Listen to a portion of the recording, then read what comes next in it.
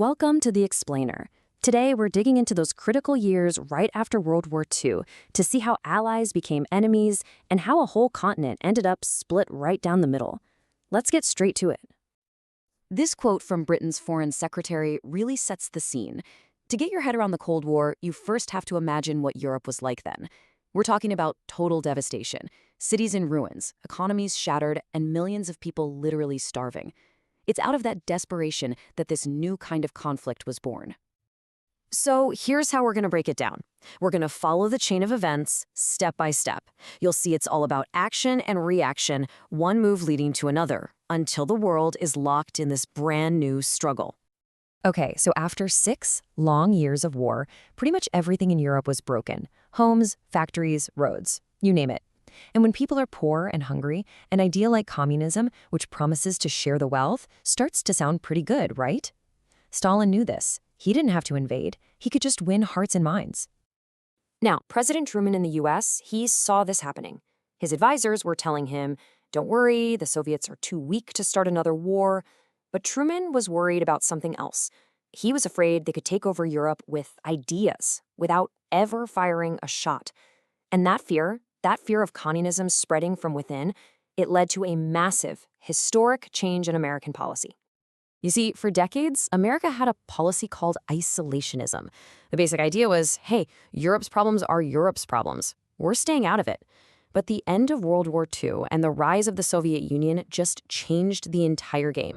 So, isolationism was out, and in its place came this new idea, containment. Now, this is a really important word to remember. The goal wasn't to roll back communism where it already was, but to draw a line in the sand and stop it from spreading anywhere else. This new policy got its big debut in the Truman Doctrine.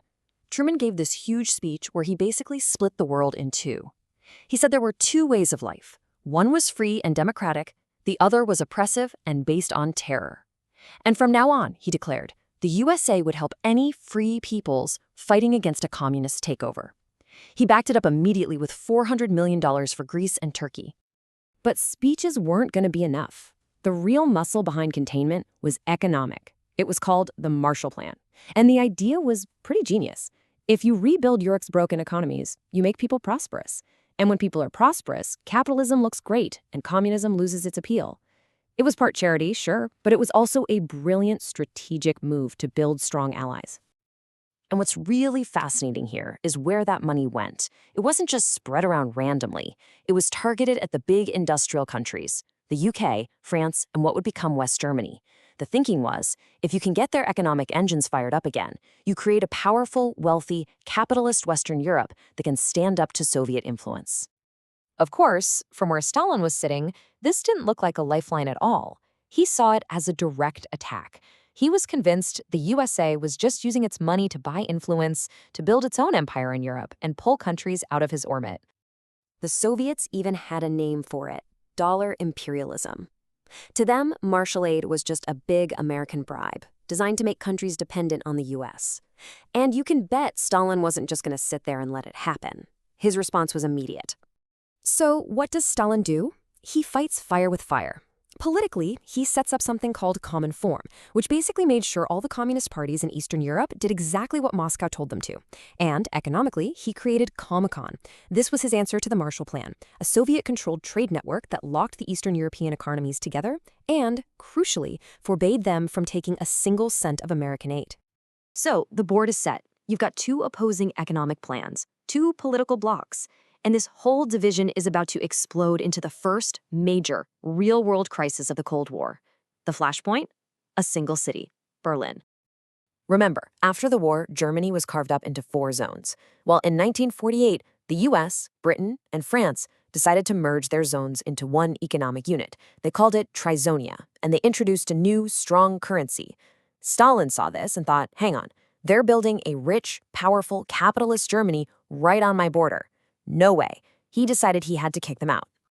And here's the absolute key to understanding this crisis. The city of Berlin itself was also divided into 4 zones, but the entire city was located deep, deep inside the Soviet-controlled part of Germany.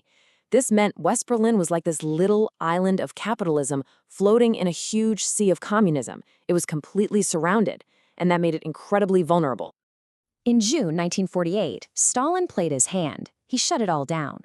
Every road, every railway, every canal going into West Berlin.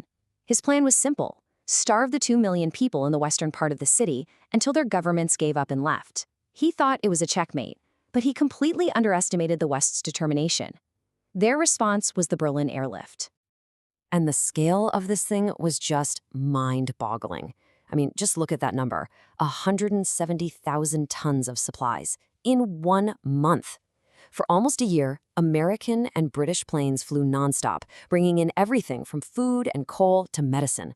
At its peak, a plane was landing in Berlin every couple of minutes, 24/7. And this wasn't just about logistics. It was a massive propaganda victory for the West.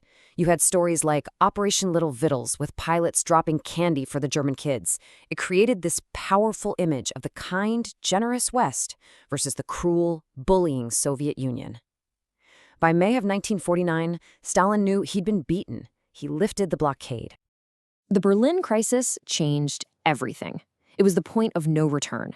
It proved to both sides that this division of Germany, and of all of Europe, wasn't going away anytime soon. In fact, it was about to become permanent, leading directly to 2 Germanys and 2 giant opposing military alliances.